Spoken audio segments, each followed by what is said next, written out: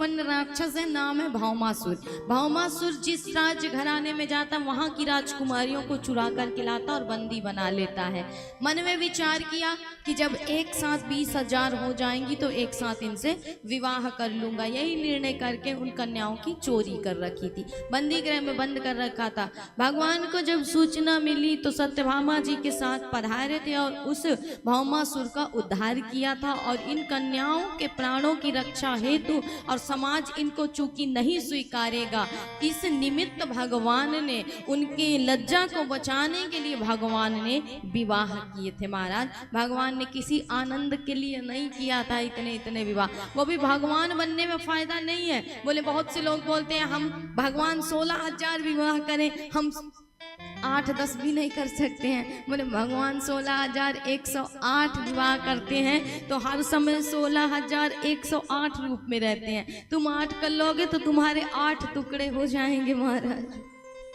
एक अपनी तरफ खींचेगी, दूसरी अपनी तरफ खींचेगी, जीना मुश्किल है।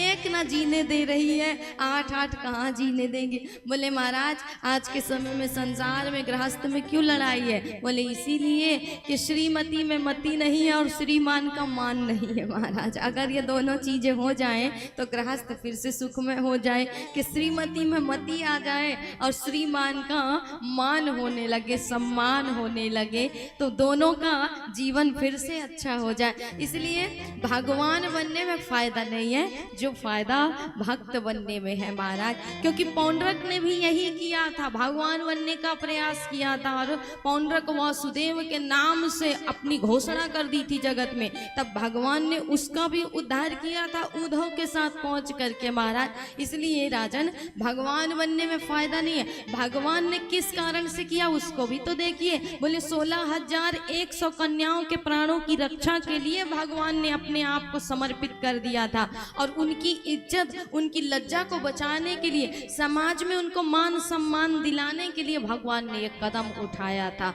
इसलिए भगवान के कितने विवाह हुए? 16,108 विवाह हुए।